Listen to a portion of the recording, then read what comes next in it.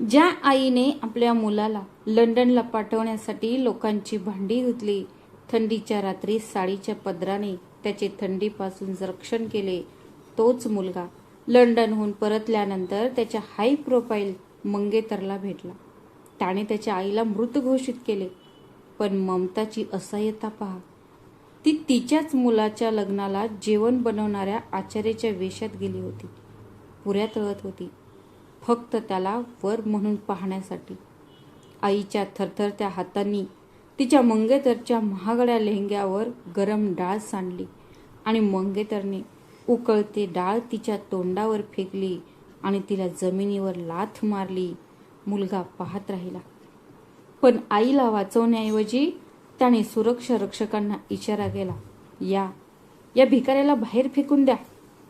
पण रक्षक वृद्ध आईला बाहेर ओढत असताना हॉटेलच्या गेटवर भयानक VIP सायरन वाजला, ज्यामुळे संपूर्ण लग्न गर्विष्ठ मंगेतर आणि आंधळा मुलगा हादरला. फाटलेल्या साडीत जमिनीवर पडलेली ती स्त्री एक स्त्री आहे हे कोणालाही माहीत नव्हते. शहरातील 50 सर्वात महागड्या हॉटेल्स आणि कोट्यावधी रुपयांच्या मसाला साम्राज्याची ती एकमेव मालकीण होती. एका आईच्या त्यागाबद्दल, तिच्या रक्ताच्या अश्रूंबद्दल आणि त्यानंतर एक अभिमानी आणि स्तब्ध करणारी व्यक्तिमत्व म्हणून तिच्या उद्याबद्दलची कहाणी तुमच्या आत्म्याला हादरवून टाकेल. बनारसच्या त्या अरुंद गल्लीत जिथे सूर्यप्रकाशही पोहोचू शकत नाही, एका छोट्या गवताच्या घरातून पहाटे 4 वाजता घरात मसाल्यांचा सुगंध दरवळत असे. हे घर सावित्री देवी या विधवेचे होते. तिचा एकुलता एक मुलगा आर्यन फक्त 3 वर्षांचा असताना एका रस्ते अपघातात तिच्या पतीचा मृत्यू झाला. मागे मुठभर राख आणि डोंगरा एवढे मोठे आयुष्य होते. नातेवाईकांनी तिच्याकडे पाठ फिरवली होती, पण सावित्री देवीकडे एकच शस्त्र होते, तिच्या हातांची जादू. तिने शिजवलेले अन्न, त्याची चव इतकी चविष्ट होती की जो कोणी एकदा ते खातो तो बोटे चाटतो. तिने शहरातील मोठ्या घरांमध्ये भांडी धुतली, झाडू मारला आणि फरशी पुसली आणि नंतर हळूहळू स्वतःची टिफिन सेवा सुरू केली. चुलीवरील काजळीने तिचा चेहरा काळवंडला होता. धुरामुळे तिची दृष्टी मंदावली होती, पण तिचे स्वप्न स्पष्ट होते, माझा आर्यन एक महान माणूस होईल. सावित्रीने तिच्या प्रत्येक पैशाची, तिच्या तारुण्याची, तिच्या प्रत्येक आनंदाची कदर केली. जेव्हा आर्यनने सांगितले की त्याला लंडनमध्ये MBA करायचे आहे, तेव्हा सावित्रीने तिच्या हातातील उर्वरित वडिलोपार्जित सोन्याच्या बांगड्या विकल्या. दिवस रात्र काम करून तिने आर्यनला लंडनला पाठवले. 5 वर्ष गेली. सावित्रीच्या नजरा दारावरच केल्या होत्या आणि मग एके दिवशी त्या अरुंद गल्लीबाहेर एक चमकदार टॅक्सी येऊन थांबली. टॅक्सीतून उतरलेला मुलगा सावित्रीचा आर्यन नव्हता. तो एक मोठा कॉर्पोरेट मॅनेजर होता, जो सूट घातलेला होता आणि परदेशी परफ्यूम लावला होता. त्याच्या चेहऱ्यावर आता बनारसची निरागसता नव्हती, तर एक विचित्र अभिमान होता आणि त्यासोबत एक अतिशय आधुनिक लहान ड्रेस आणि जड मेकअप केलेली मुलगी नताशा होती. नताशा शहरातील एका प्रसिद्ध अब्जाधीश बांधकाम व्यावसायिकाची एकुलती एक मुलगी होती. सावित्री देवींनी आर्यनला पाहताच ती त्याला मिठी मारण्यासाठी धावली. तिचे हात पिठाने माखले होते. थांबा, आर्यन अचानक म्हणाला. त्याचा महागडा सूट वाचवण्यासाठी मागे सरकला. त्याच्या आवाजात पूर्वीची उबदारता नव्हती. सावित्रीचे हात हवेत थांबले. बाळा, तू तुझ्या आईला मिठी मारणार नाहीस का? आर्यनने घाबरून नताशाकडे पाहिले. जी त्या छोट्या घरातल्या दुर्गंधीने दबून गेली होती. तिच्या नाकावर रुमाल होता. त्याने सावित्रीचा हात धरला आणि तिला स्वयंपाकघरात ओढले. आई, आर्यन कुजबुजत म्हणाला, पण अगदी ठाम आवाजात, मी नताशाशी लग्न करत आहे, पण एक मोठी समस्या आहे. काय? काही अडचण आहे का बाळा? सावित्रीने तिच्या साडीच्या पदराने डोळे पुसत विचारले. तू हुंडा मागत आहेस का? आर्यन चिडून म्हणाला, हुंडा नाहीये, तूच समस्या आहेस. सावित्री देवीला तिच्या पायाखालची जमीन सरकल्यासारखे वाटले. मी? आर्यनने नजर हटवत म्हटले, नताशा खूप उच्चभ्रू समाजातून येते. आई, तिचे वडील अब्जाधीश आहेत. मी त्यांना सांगितले की मी अनाथ आहे. माझे आईवडील माझ्या लहानपणीच वारले. सावित्री देवींना असे वाटले की कोणीतरी त्यांच्या छातीवर वार करून गेले आहे. त्यांचा श्वास रोखला गेला. तुला वाटले की मी मेली आहे? आर्यन, तू मला सांगितलंस का? ज्या आईने तुला आपल्या रक्ताने पोसलं, आज तू तिला स्वतःसाठी मारलंस? सावित्रीचा आवाज थरथर कापत होता. तिचे अश्रू तिच्या काळजीने माखलेल्या चेहऱ्यावर ओघळत होते. आर्यनच्या चेहऱ्यावर काहीही चिन्ह नव्हतं. आई, मला काहीच पश्चाताप नाही. समजून घेण्याचा प्रयत्न कर. आई, जर नताशाला कळले की माझी आई लोकांसाठी टिफिन बनवते आहे, जी लोकांचे वापरलेले टिफिन धुते, तर ती माझ्याशी तिचे लग्न करणार नाही. माझा संपूर्ण आदर, माझं संपूर्ण करिअर उद्ध्वस्त होईल. सावित्री देवी चुलीजवळ बसली होती. तिच्या आतला माणूस मेला होता, पण आई अजूनही जिवंत होती. एक आई जी आपल्या मुलांच्या आनंदासाठी विषही पिते. ठीक आहे हो बाळा, सावित्री थरथरत्या ओठाने म्हणाली, माझे सुख तुझ्या सुखात आहे. तू त्या श्रीमंत कुटुंबात लग्न करू शकतोस. मी तुझ्या लग्नाला येणार नाही. मी कोणालाही सांगणार नाही की तू माझा एक भाग आहेस. आर्यनने सुटकेचा निश्वास सोडला, पण पुढच्याच क्षणी त्याच्या स्वार्थी मनाने आणखी एक क्रूर युक्ती खेळली. नाही आई, तुला यावेच लागेल, आर्यन द्रुतपणे म्हणाला. नताशाच्या वडिलांनी सांगितले की लग्नाचे जेवण ते घरगुती पद्धतीचे असावे. नताशाला तुझा शाही पनीर आणि दाल मखनी खूप आवडते, जे मी लंडनला घेऊन जायचो. लग्नाचे सर्व जेवण तू सांभाळू शकते. मुख्य स्वयंपाकी म्हणून ये. सावित्रीने डोळे मोठे करून तिच्या मुलाकडे पाहिले. तुला तुझ्या आईला तुझ्या लग्नात मोलकरीण म्हणून आमंत्रित करायचे आहे का? अरे आई, मोलकरीण असण्याचा काय अर्थ आहे? आर्यन चिडून म्हणाला. तुला स्वयंपाक तरी करायचा आहे. हा एक छंद आहे. तू माझी आई आहेस, हे कोणालाही सांगू नकोस. मी तुला जेवणाचे चांगले पैसे देईन. प्लीज आई, हा माझ्या सन्मानाचा प्रश्न आहे. सावित्री देवीच्या डोळ्यातून आता अश्रू नाहीत तर रक्त टपकत होते. तिने आपल्या मुलाला राजकुमार बनवण्यासाठी स्वतःला गुलामी बनली होती. आज तो मुलगा खरोखरच तिला गुलाम बनवू इच्छित होता आणि त्याच्या लग्नाच्या मिरवणुकीत तिला नाचवू इच्छित होता. पण तरीही ममता हरली. सावित्रीने तिच्या जुन्या फिकट झालेल्या साडीकडे पाहिले. तिची जीर्ण झालेली सुती साडी घट्ट बांधून तिने जड अंतकरणाने तिच्या मुलाच्या लग्नाच्या मिरवणुकीत स्वयंपाकी होण्यास होकार दिला. फक्त गुपचूप का होईना, तिच्या मुलाला वराच्या वेशात सजलेले पाहण्यासाठी. लग्न शहरातील सर्वात प्रतिष्ठित ठिकाणी पार पडले. मी उच्चभ्रू आणि आलिशान हॉटेल ग्रँड इम्पिरियलमध्ये होते. हॉटेलचा मोठा बॅक्वेट हॉल स्वर्गासारखा वाटत होता. थायलंडमधून आयात केलेले ऑक्रिड, भव्य क्रिस्टल झुंबर आणि शहरातील सर्वात सुंदर VIP पाहुण्यांमध्ये मंत्री, बांधकाम व्यावसायिक आणि प्रमुख उद्योगपतींचा समावेश होता. लाखो रुपयांच्या डिझायनर शेरवाणीत आर्यन राजकुमारासारखा दिसत होता आणि नताशा जड हिऱ्यांच्या दागिन्यांनी सजली होती. दोघेही हसत होते आणि मीडिया आणि कॅमेरा क्रू समोर पोच देत होते.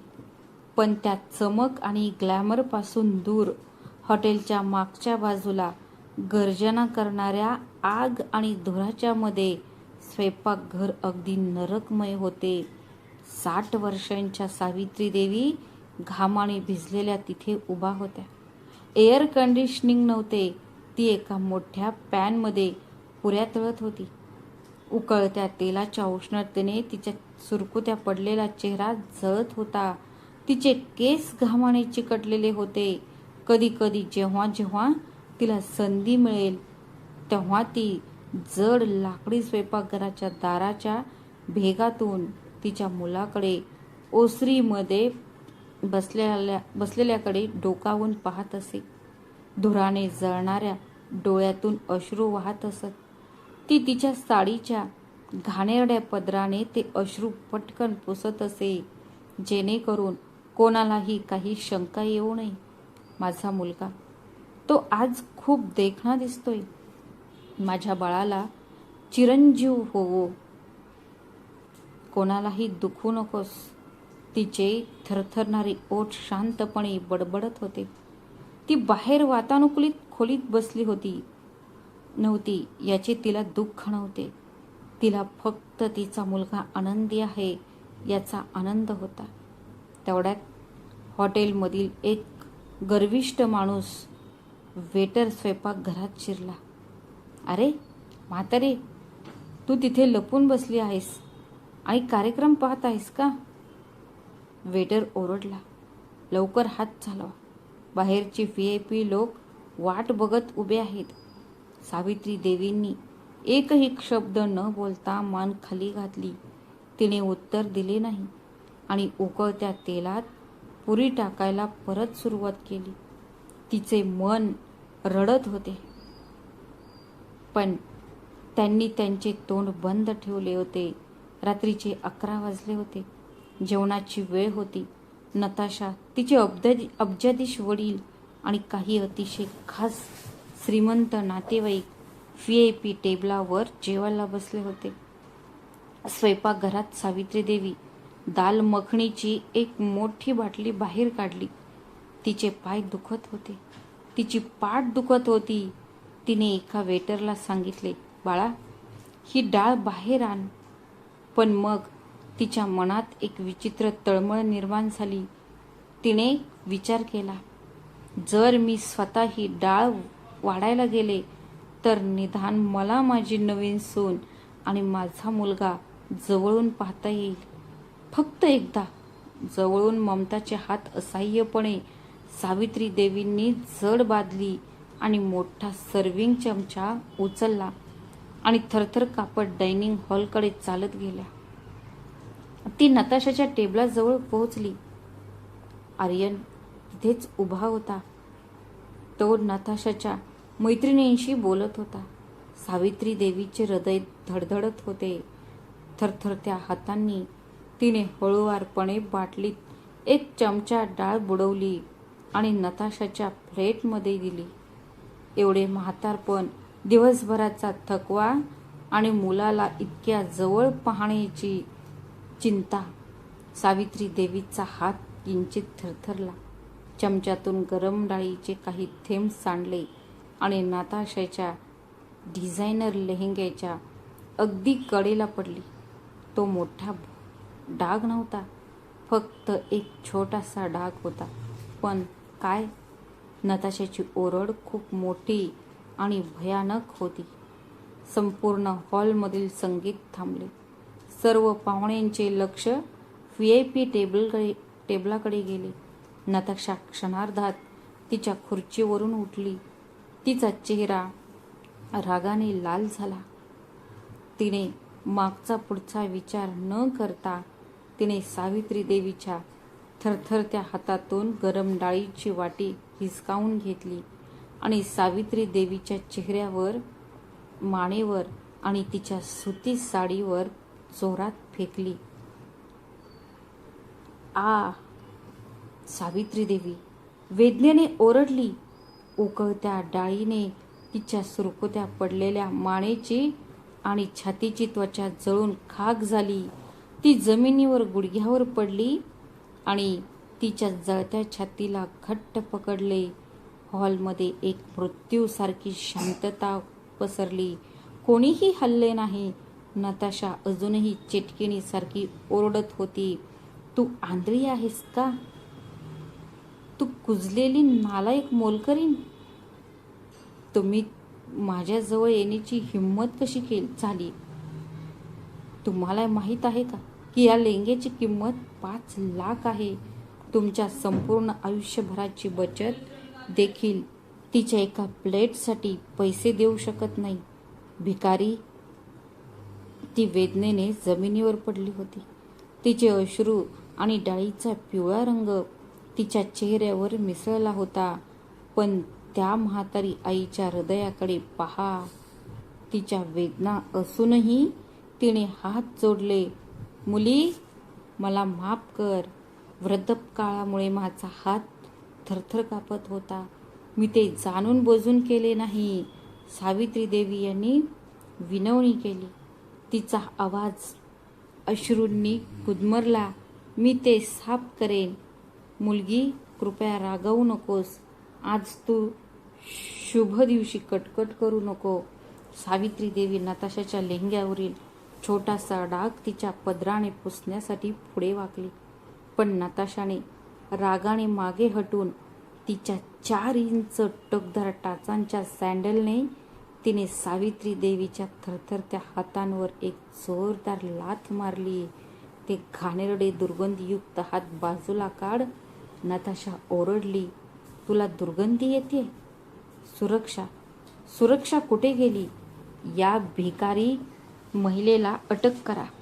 माझ्या हाताला पकडून माझ्या हॉटेल बाहेर फेकून द्या. सावित्री देवी वेदनेने कणत जमिनीवर पडल्या. तिचे डोळे लाल अश्रूंनी भरलेले आणि आशेने थरथरत तिने समोर उभा असलेला तिचा मुलगा आर्यनकडे पाहिले. बाळा, काहीतरी बोल. तुझ्या आईला लाथ मारली आहे. उकळती डाळ माझ्या अंगावर टाकली आहे. एक शब्द तरी बोल. आर्यन, सांग की ही तुझी आई आहे. सावित्रीचे डोळे शांतपणे आर्यनकडे पाहत होते. आर्यन लंडनमधून पदवी घेतलेला तो. त्याने नताशाकडे पाठ फिरवली. तिच्या वडिलांच्या संपत्तीला आणि नताशेच्या रागाला घाबरून तो स्वतःच्या आईकडे पाहण्याचे टाळत असे. तो थंड आणि निर्दयीपणे वागला. त्याने तिथे उभ्या असलेल्या 2 सुरक्षा रक्षकांना एका स्वरात इशारा केला. तुम्ही तिथे कशासाठी उभे आहात? तिला इथून घेऊन जा. तिने माझ्या पत्नीचा मूड खराब केला आहे. तिला बाहेर काढा. हे शब्द ऐकून सावित्री देवीच्या गेल्या 30 वर्षांपासून त्या चुलीत जळत असलेले प्रेम कायमचे राखेत गेले. ती आई मेली होती.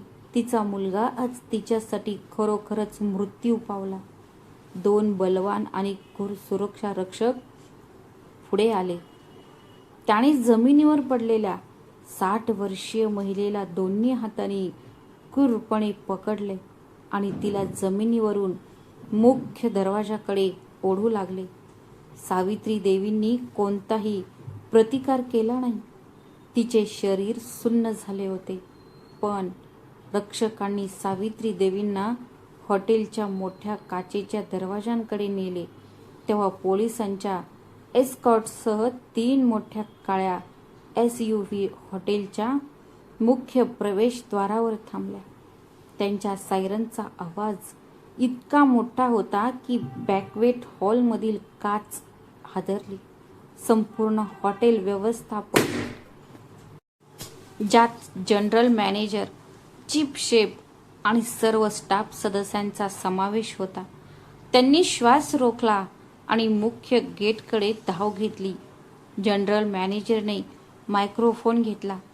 त्यांचा आवाज विस्मय आणि अपार आदराने भरलेला होता. स्त्रिया आणि सज्जनांनो, कृपया लक्ष द्या इकडे. या हॉटेलचे मालक, भारतातील 50 हॉटेल्सचे अध्यक्ष आणि आमचा दाता येत आहे.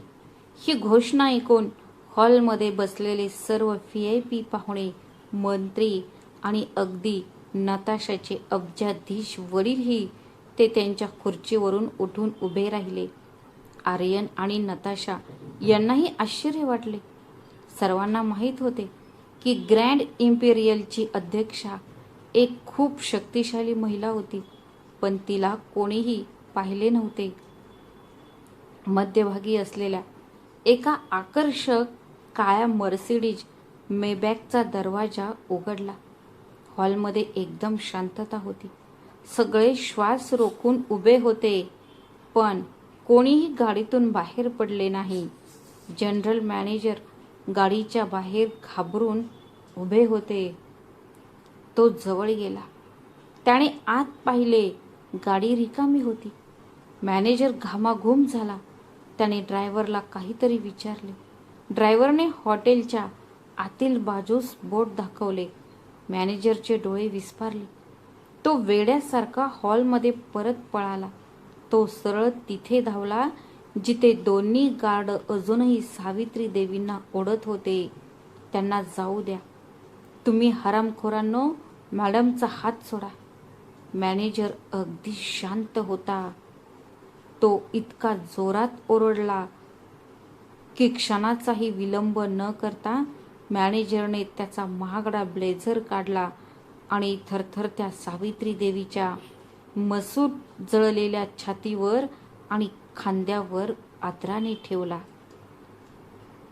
आणि मग तो महाव्यवस्थापक, जो शहरातील सर्वात श्रीमंताशीही गर्विष्ठपणे बोलत असे, तो सर्वांसमोर जमिनीवर पडलेल्या फाटलेल्या साडीतील बाईच्या पायाजवळ गुडघे टेकला. त्याने डोके टेकवले. आम्हाला माफ करा, आम्हाला माफ करा मॅडम. मॅनेजर थरथरत्या आवाजात ओरडला. आम्हाला कल्पना नव्हती की तुम्ही स्वयंपाकघरात असाल. तुम्ही आम्हाला का सांगितले नाही की तुम्ही आजच्या कार्यक्रमाला तुम्ही शेफ म्हणून येत आहात? हे गार्ड नवीन आहेत. त्यांना तुमची ओळख माहीत नव्हती. कृपया आम्हाला माफ करा.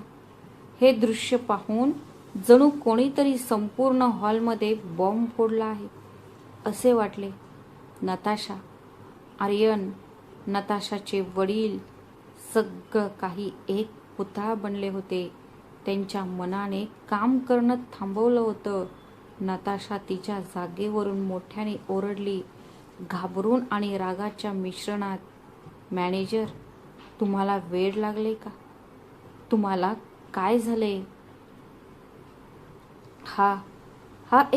ही एक साधी म्हातारी स्वयंपाकी आहे. तिने माझे कपडे खराब केले आणि तू तिच्या पाया पडत आहेस. मॅनेजरने गुडघ्यावरून डोके वर केले. नताशाच्या बोलण्याने त्याचे डोळे भरून आले. तो संतापला. त्याने मायक्रोफोन हातात घेतला आणि त्याचा आवाज हॉलच्या स्पीकर्सवरून घुमत होता. मॅडम, तुमचे तोंड सांभाळा, नाहीतर मी तुम्हाला आत्ताच या हॉटेलमधून हाकलून लावेन. मॅनेजरने गर्जना केली. तुम्ही ज्याला तुमच्या अरुंद आणि कुजलेल्या मनाने साध्या स्वयंपाकी म्हणता, ती श्रीमती सावित्री देवी आहे. मॅनेजरने सावित्री देवींकडे हात हलवला. ती फक्त देशभरातील 50 हॉटेलच्या साखळीची मालकीण नाहीये, तर आमच्या 50 हॉटेल्सच्या इम्पिरियल चेनची एकमेव मालकीण आहे. टीव्हीवर दररोज ऐकू येणारा स्पायसेस, करोडो रुपयांचा ब्रँड. या ब्रँडचे नाव त्यांच्या नावाने आहे आणि त्यांनीच तो बनवला. आर्यनला त्याच्या पायाखालची जमीन सरकल्यासारखे वाटले. त्याला असे वाटले की कोणीतरी त्याला 1000 व्होल्टचा विजेचा झटका दिला आहे. त्याचे रक्त गोठले. काय? आर्यन अडखळला. त्याचा आवाज त्याच्या घशातच दबला. आई, तू? काही क्षणांपूर्वी राजवाड्यासारखे वाटणारे बॅकवेट हॉलचे तेजस्वी वातावरण आता एका भयानक आणि बधीर करणाऱ्या शांततेत गुंतले होते. सावित्री देवींना खूप त्रास होत होता. तिने शांतपणे तिचे डाळ जळलेल्या खांद्यावरून जनरल मॅनेजरचा महागडा कोट काढला आणि त्याला परत दिला. तिने तिच्या कॉटन साडीच्या घाणेरड्या पदराने तिच्या चेहऱ्यावरील गरम डाळीचे पिवळे डाग आणि अश्रू पुसले. जेव्हा तिने डोके वर केले तेव्हा कोणीही असह्य थरथरणारे किंवा टिफिन घेऊन जाणारी वृद्ध महिला लाथ मारणारी नव्हती. आता एक वादळ उभे होते. त्याचे डोळे बर्फाळ होते. तिच्या चेहऱ्यावरील तेज पाहून सभागृहातील प्रत्येक श्रेष्ठीच्या अंगावर थरकाप उडाला. ती आता साम्राज्याची शिक्षिका होती. एक अभिमानी महिला जिच्या केवळ हुकुमशहाने शहराच्या अर्थव्यवस्थेला धक्का बसू शकतो. सावित्री देवीचे उघडे खडबडीत पाय इटालियन संगमरवरावरून सरकत असताना हॉल तिच्या पावलांच्या गंभीर आवाजाने भरून गेला. ती हळूहळू चालत जाऊन थेट आर्यन आणि नताशा समोर उभी राहिली. काही क्षणांपूर्वी चेटकिणीसारखी फुसफुसणारी नताशा आता घामाने भिजलेल्या घाबरलेल्या मांजरीसारखी दिसत होती. सावित्री देवीच्या चेहऱ्यावर आणि साडीवर अजूनही डाळीचे डाग होते. ते ताजे होते, पण त्यांच्या कलंकित व्यक्तिमत्वाच्या तुलनेत नताशाचे करोडो किमतीचे हिरे आणि आर्यनच्या डिझायनर शेरवाण्या स्वस्त वाटून टाकून दिलेल्या काचेच्या तुकड्यांसारखे वाटत होते. सावित्री देवी कोणताही गोंधळ न करता तिने मॅनेजरच्या थरथरत्या हातातून मायक्रोफोन घेतला. हो आर्यन. सावित्री देवीचा आवाज हॉलच्या स्पीकरवरील मायक्रोफोनमधून घुमत होता. तिच्या आवाजात थरथर किंवा रडण्याचाही आभास नव्हता. ते इतके खोल आणि तीक्ष्ण होते की पुढच्या रांगेत उभे असलेले नताशाचे अब्जाधीश वडीलही कपाळावर घामाचे थेंब होते. आश्चर्य वाटले ना? सावित्री देवींनी आर्यनच्या अश्रूंनी माखलेल्या चेहऱ्यावरून आपली नजर हॉलकडे वळवली. ती तिथे बसलेल्या 500 VIP पाहुण्यांकडे वळली.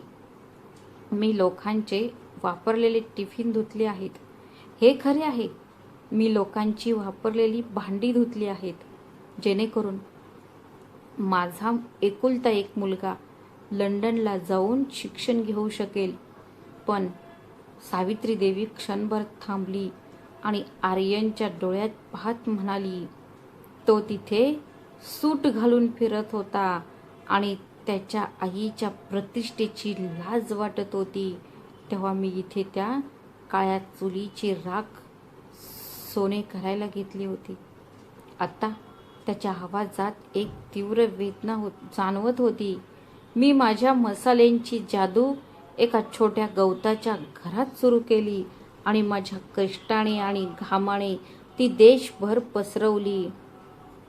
त्या झोप न येणाऱ्या रात्रीचे फळ मिळाले, पण मी हे तुझ्यापासून लपवून ठेवले होते आर्यन, कारण मला पाहायचे होते की लंडनहून इतक्या प्रतिष्ठित पदव्या घेऊन परतणारा मुलगा त्याच्या आईवर प्रेम करतो की त्याला त्या टिफिन लेडीच्या स्टेटसचा तिरस्कार आहे.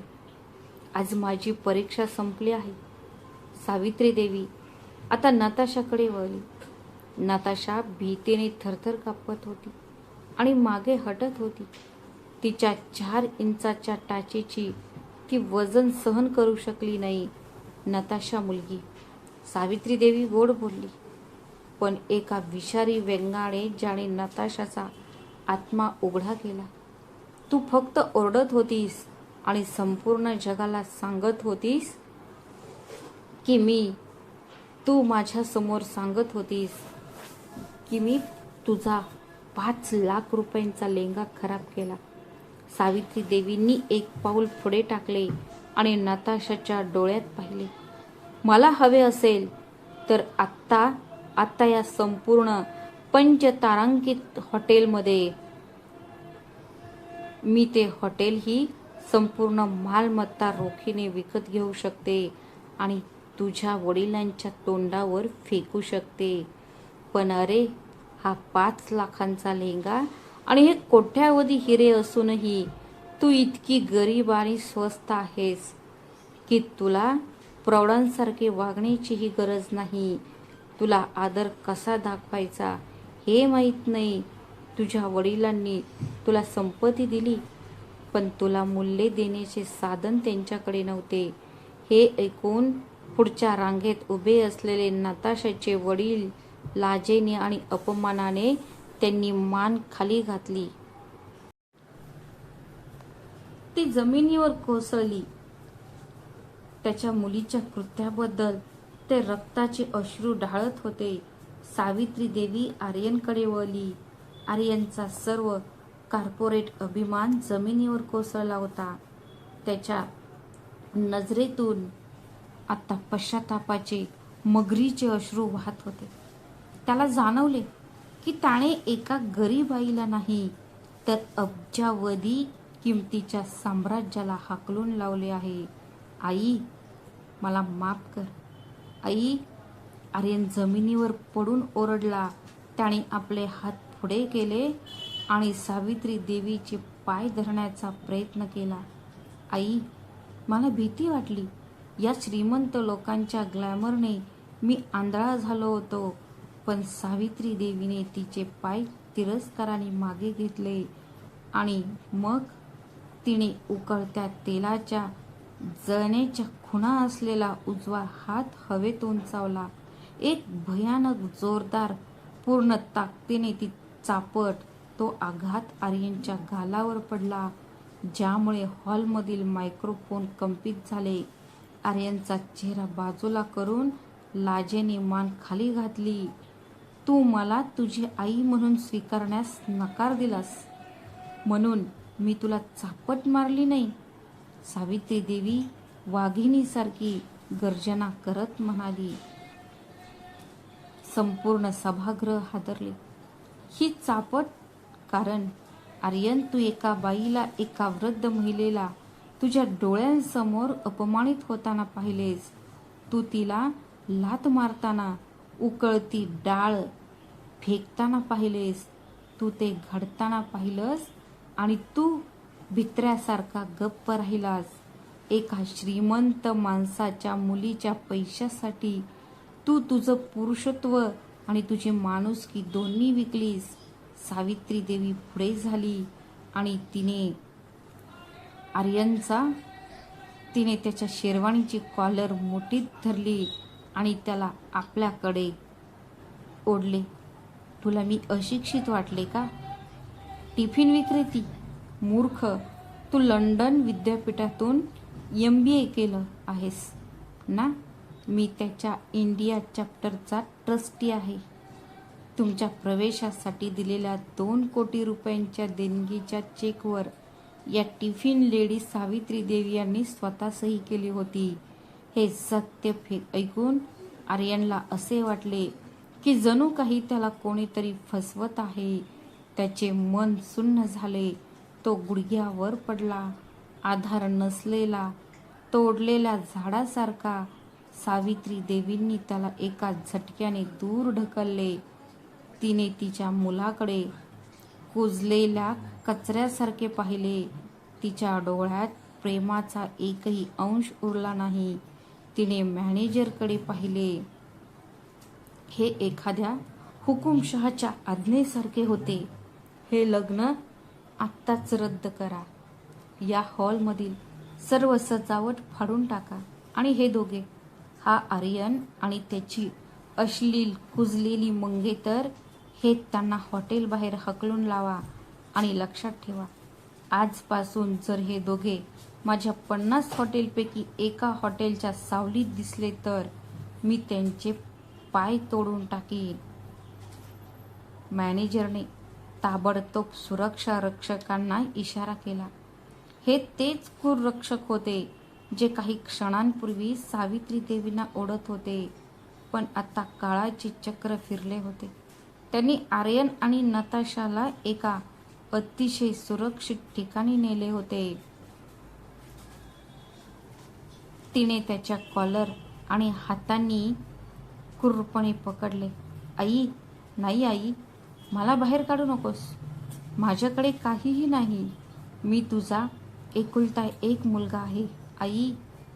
आर्यन वेड्यासारखा ओरडत होता, रडत होता आणि स्वतःला जमिनीवर ओढत होता.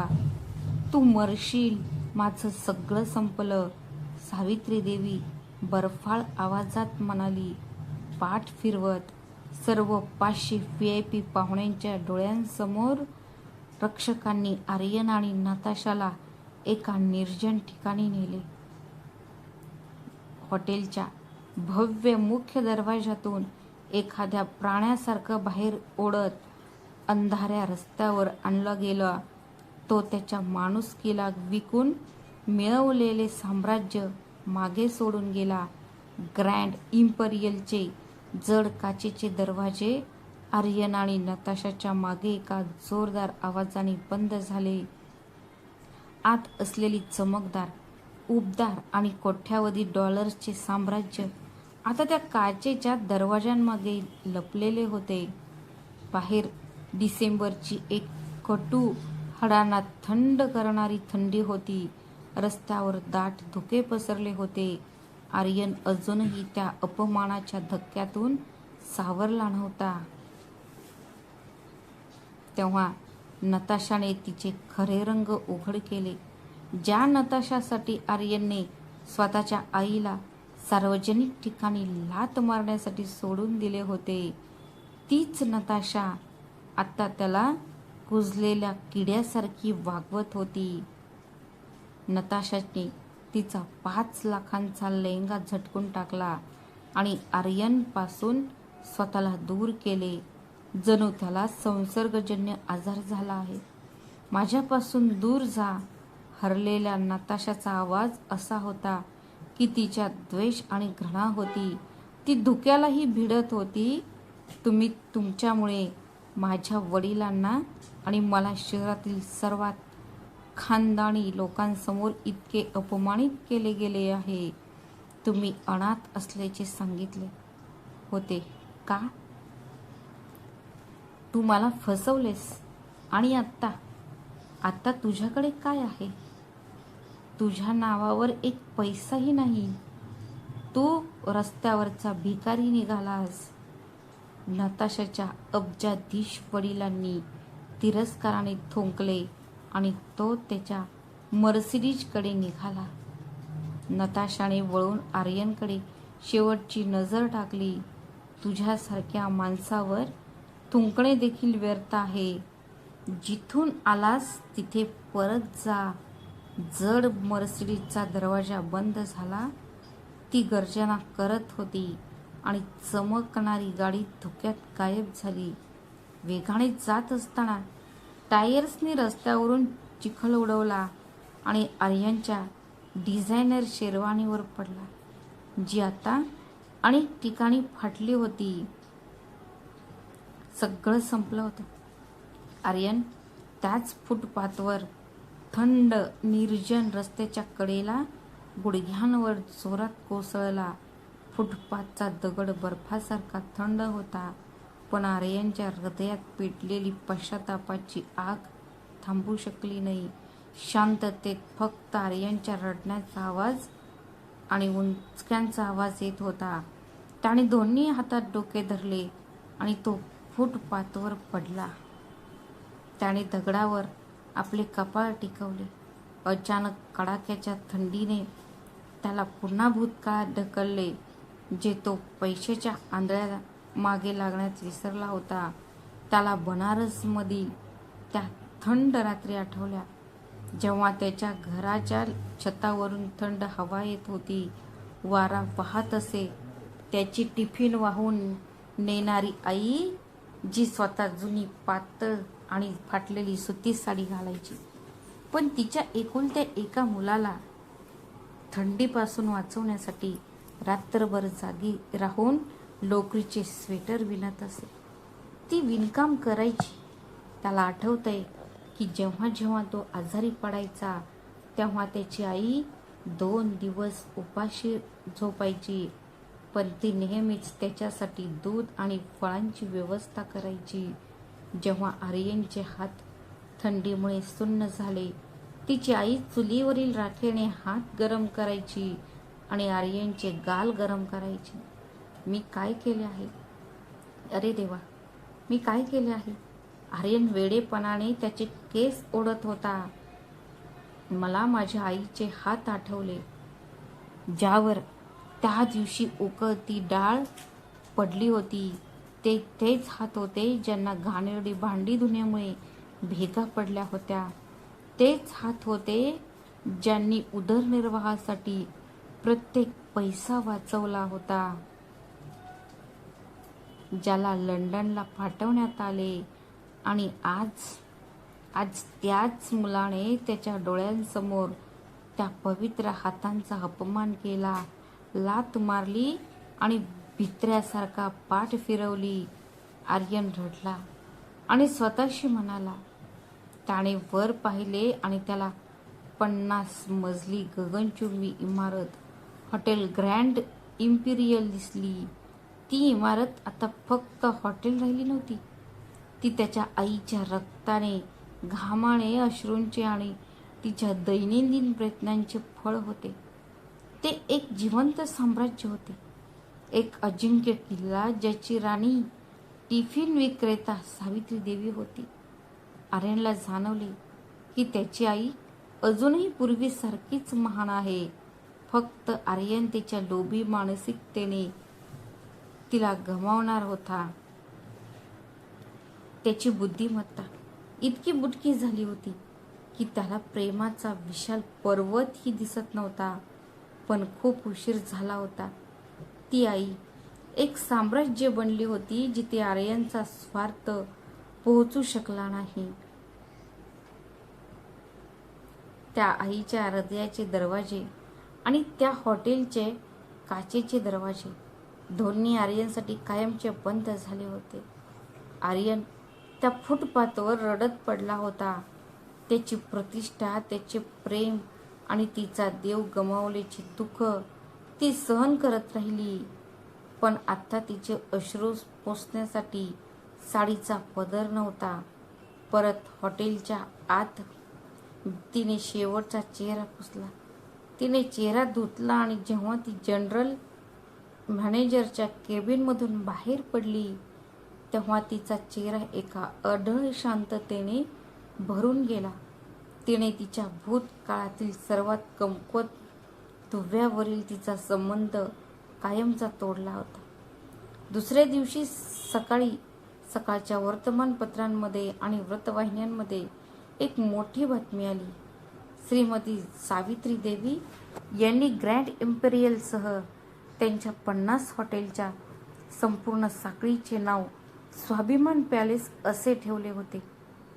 हॉटेलच्या मुख्य प्रवेशद्वारावर, जिथून काल आर्यनला बाहेर काढण्यात आले होते, त्या रात्री शुद्ध सोनेरी अक्षरात कोरलेली एक मोठी फळी लावण्यात आली. त्या फळीवर एक नियम लिहिलेला होता, जो प्रत्येक श्रेष्ठी, प्रत्येक मंत्री आणि हॉटेलला भेट देणारा प्रत्येक राजपुत्राला, मंत्र्यांना आणि पाहुण्यांना त्यांची खऱ्या दर्जाची आठवण करून दिली. या उंबरठ्यावर प्रत्येक आईचा सन्मान पैशापेक्षा जास्त मानला जातो.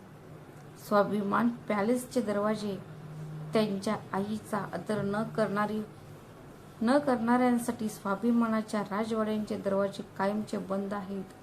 सावित्री देवीने हे सिद्ध केले होते की जेव्हा एखादी आई तिच्या प्रेमाचा वर्षाव करण्यास तयार असते, तेव्हा ती तिच्या मुलाला जन्म देण्यासाठी स्वतःचे अस्तित्व बलिदान देते. पण जेव्हा त्याच महिलेच्या स्वाभिमानाला आणि मानवतेला आव्हान दिले जात नाही, जर ती असेल तर ती असे साम्राज्य निर्माण करते जे जगातील प्रत्येक अभिमानी व्यक्तीला नतमस्तक होण्यास भाग पाडते. मित्रांनो, मला आशा आहे की तुम्हाला माझी कहाणी आवडली असेल. जर आवडली असेल तर कृपया व्हिडिओला लाईक करा, शेअर करा आणि आपल्या चॅनलला सबस्क्राईब करायला विसरू नका. भेटूया अशाच आणखी एका नवीन कथेत. तोपर्यंत स्वतःची आणि तुमच्या प्रियजनांची काळजी घ्या. श्री स्वामी समर्थ. धन्यवाद.